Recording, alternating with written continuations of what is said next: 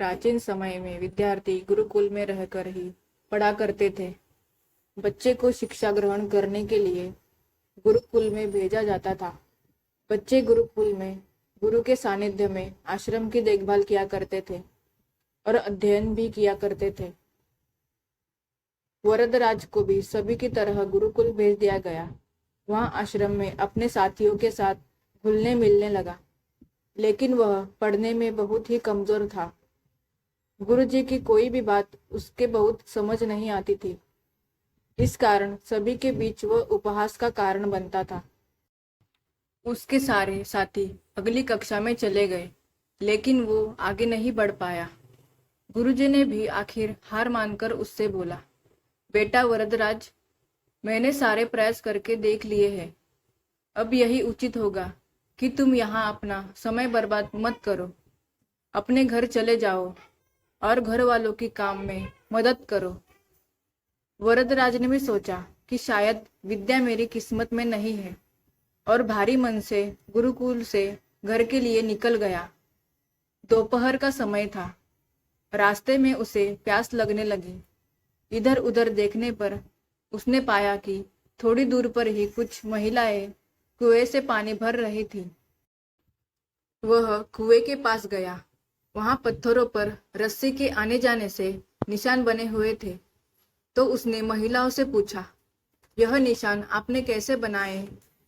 तो एक महिला ने जवाब दिया, बेटे, यह निशान हमने नहीं बनाए। यह तो पानी खींचते समय इस कोमल रस्सी के बार बार आने जाने से ठोस पत्थर पर भी ऐसे निशान बन गए हैं। वरदराज सोच में पड़ गया।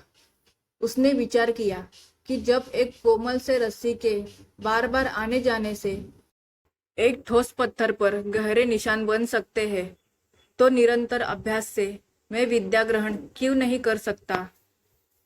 वरदराज ढेर सारे उत्साह के साथ वापस गुरुकुल आया और अथक कड़ी मेहनत की। गुरु ने भी खुश होकर भरपूर सहयोग किया। कुछ सालों बाद यही मंदबुद्धि बालक वरदराज आगे चलकर संस्कृत व्याकरण का महान विद्वान बना, जिसने लघु सिद्धांत कौमुदी, मध्य सिद्धांत कौमुदी, सार सिद्धांत कौमुदी, गिर्वाण पद मंजरी की रचना की। शिक्षा। दोस्तों, अभ्यास की शक्ति का तो कहना ही क्या है। यह आपके हर सपने को पूरा करेगी।